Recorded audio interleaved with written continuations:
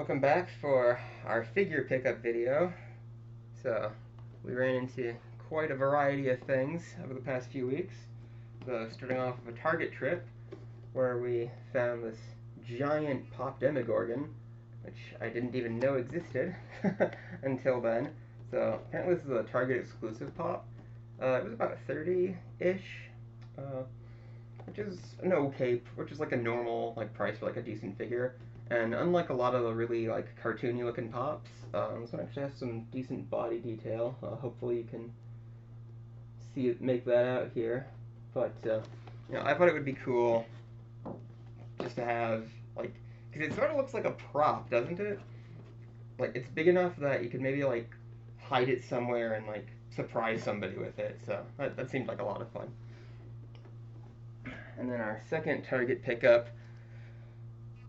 So Target has this thing called the Neca Ambassador Program. So Target sells Neca figures, and you can sign up to sponsor a store or whatever they call it through this program.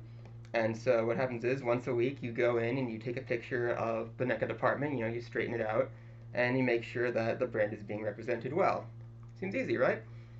Well, it took Neca so long to get back to me that I couldn't get in for the Target that I go to every week. So if somebody else got it, and every time I go in there, the place is absolutely wrecked. Like the figures are never in the right spot. Like it is a disaster. And so on that particular Target trip, I didn't even expect to find anything. But I found Part 2 Jason, which came out last fall, and I'd been kind of looking for a while. It was just laying around near the Pokemon cards. Just in a mess. So it's like, oh, well, I've wanted that for a while. So I'm making my way back to the Neca section. I find another one just lying on the floor somewhere in the toy department. So it makes me kind of wonder, what's going on with this particular Target. And of course, when I got there, the section was just totally trashed, and they didn't really have any other figures anyway. So I put what I could back on the shelf. But that aside, so I actually opened this one up. I'm going to show you the figure itself in a moment. So, I mean, the box is nice like they always are. There's just not a whole lot to say on that. The figure, however, so this is Part 2 Jason's a little stiffer than I'm used to with the Neca Ultimates. So he doesn't have quite as many arm joints as some of the other ones do, and it kind of shows. So he also didn't come with any other hands, so all of his hands had to kind of fit his different weapons. So I mean, he still looks cool, and they got the big beat weapons. I always remember him with the pickaxe. They have the machete too. I kind of like how they rendered his eye. Let's see if this auto focuses. But I don't know, I think they did a good job on that. I liked that, and it's still a cool figure too. And just a handful of gripes. He comes with his pitchfork, which is pretty small. It doesn't fit into his hands all that great. So plus seems a little bit more breakable than usual. Actually, I was kind of lucky that I did run into the other Part 2 Jason figure just on the floor in that toy aisle, because one of them had a broken pitchfork. So this was the good pitchfork, and it's still kind of bent up and messy. So it comes with the spear from the famous bed impalement scene, which probably isn't looking all too great. I mean, it does look nice up close, it's got good detail. Again, it's just one thing that doesn't quite fit into his hands all that well. He comes with his knife, which that fits pretty good into his hands. So it's not like a bloody knife or anything, it's just knife. Which I think this is the same knife that Myers, Chucky, and basically anybody else who uses the knife comes with. So the only figure customized parts, well, of course, and the machete and the pickaxe. The only customized parts he came with his unmasked head, which honestly looks pretty dope. So that's a nice touch on the figure. So I have their cloth one. I wonder if that's what he looks like underneath the sack. That would be my guess. So the way I display these is I kind of, well, you can see behind me, I kind of have some kind of like nailed up to the wall, and that's one of the ones I didn't open, but it's off in that corner. So he comes with his mom's head, which was also a pretty cool touch. I think my camera's at an angle here, sorry guys. You know, but she's got pretty good detail, and you know, you can, I know at some point they released like a set with the altar and the candles in her sweater. So I think it might be the same one from that they've just repurposed for the set. The main reason I sort of bought this was I wanted the campfire for the battle scene that you can maybe make out in the background. So I'll probably put this like next to the dock.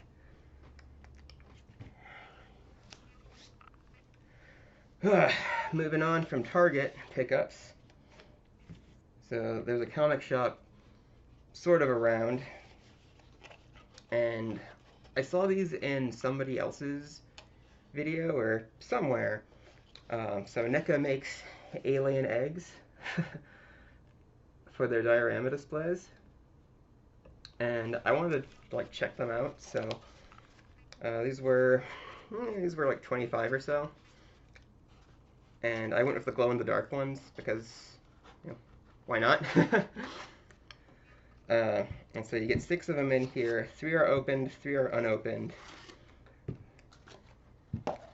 So I thought the egg container was a pretty nice touch. So, you know, at least Neca has a good sense of humor.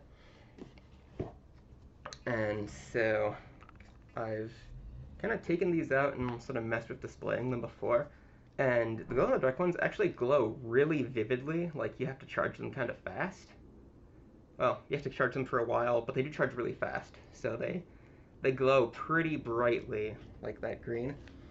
So they're gonna look really cool, like in dioramas. So here are 2 the other ones. So you can see they got a pretty detailed sculpt.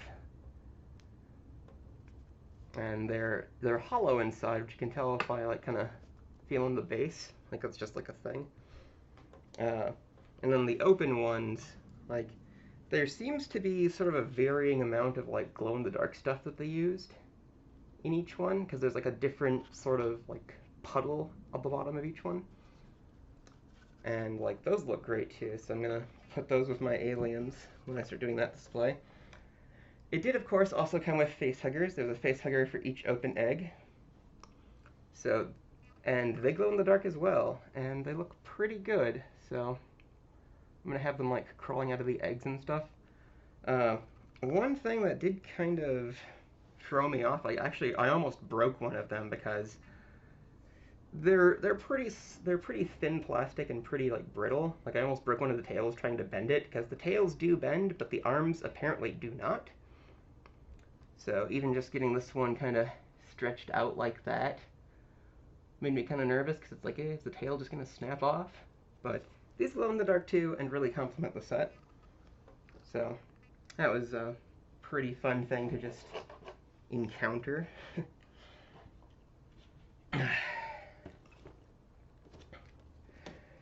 It's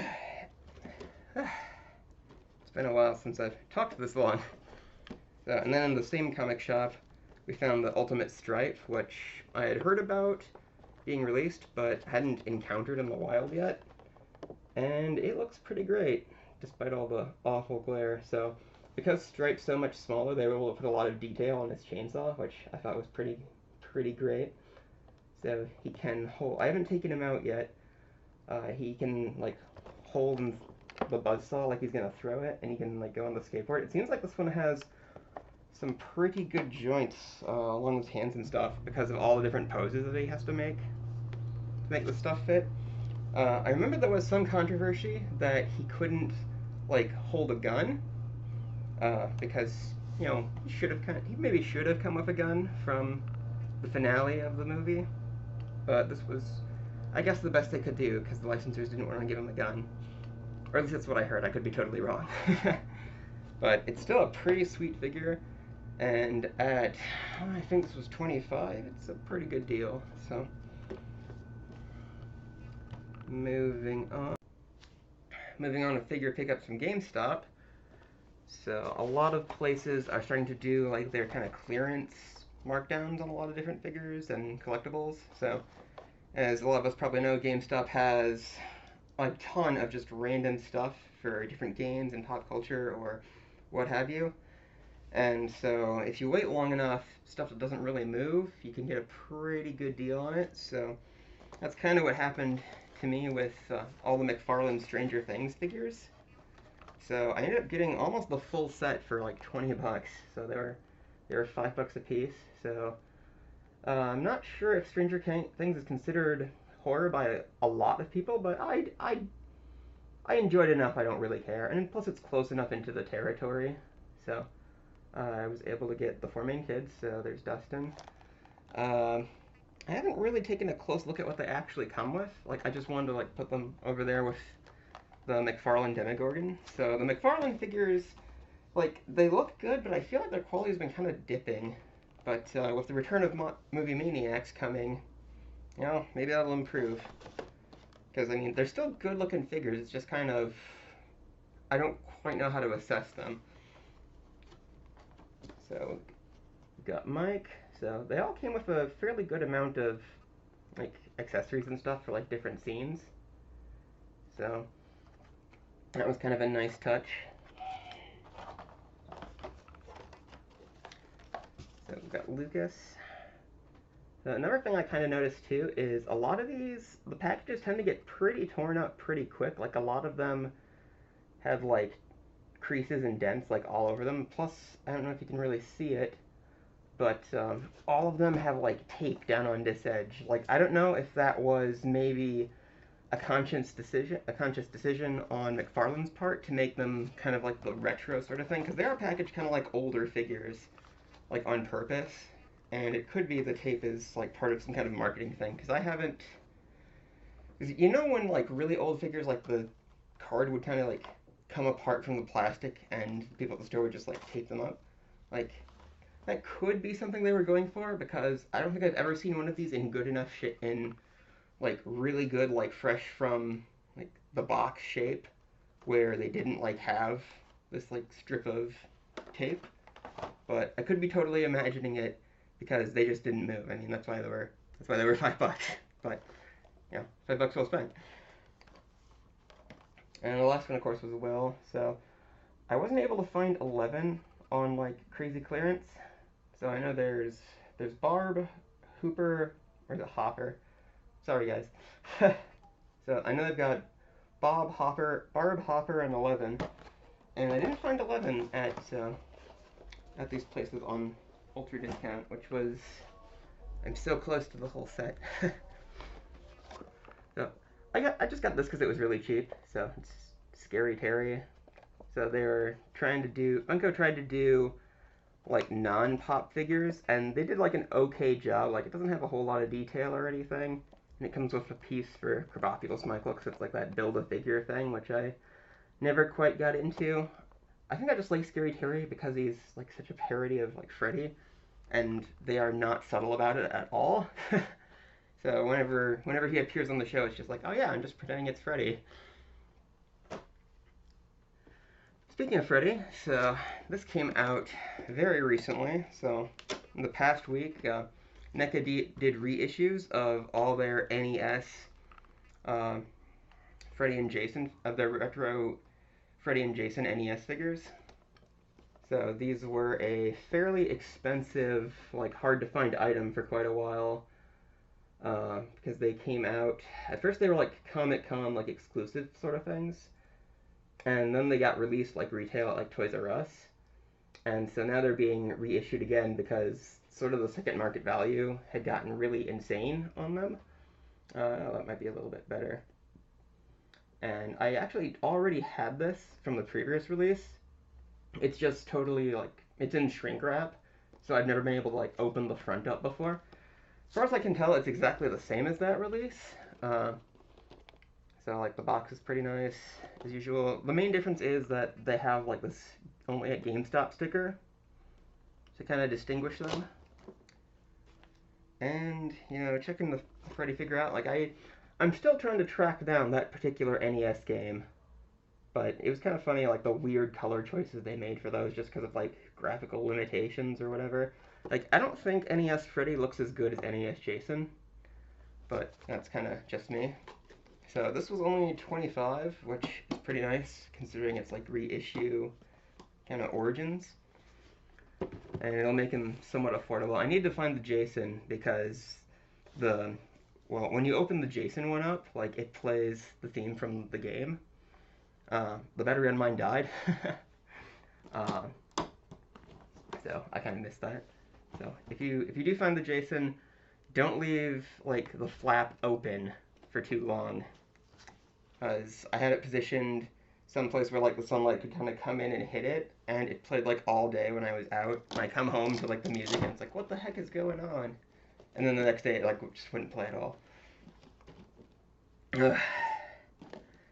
Then our last item from this particular orgy of spending was we found the Bride of Chucky set, which is Chucky and Tiffany, basically all the stuff from both like Bride and Seed of Chucky. So they came with a pretty comprehensive assortment of extra stuff. So like they both got some more heads. Like you can turn the Tiffany doll into like the I don't even know what the hell kind of doll she was. She was just like a wedding doll. So you can, I know her jacket comes off, and you can kind of convert her back to, you know, before she customized herself. So, but it's this was a more expensive set at like 55, but it really does come with everything that you could really want. So plus, my main interest in it was like I really like the like shredded face design for Chucky. And so I wanted to have more expressions for that particular version of Chucky, because I have Neca's older like Ultimate Chucky, where it just comes with like the one kind of like normal expression, like slashed face. Uh, but you know, if you have to pick between the two, I'd say probably go with whichever era of the series you like. So because the Ultimate Chucky comes with basically everything that he used in Child's Play 1 through 3, and I don't think anything from Curse, but I could be wrong. Whereas this is more from the like Chucky and Tiffany era.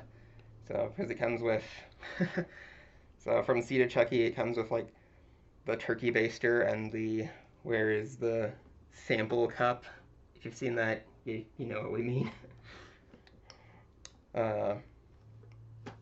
But yeah, I mean, it's a pretty cool looking set, and I'm not exactly sure what I'm going to do with displaying it yet, so I think I might add Chucky and Tiffany to that, even though I've already got Ultimate Chucky kind of hiding in the background of that display. But yeah, overall it was a pretty cool month for collecting, and we do have a special surprise that we're doing in yet another video, which, well, I guess it won't really be much of a surprise, because of the title I'm going to give it. But, you know, what's in this box? It's also from GameStop. Find out next time. Like, share, and subscribe.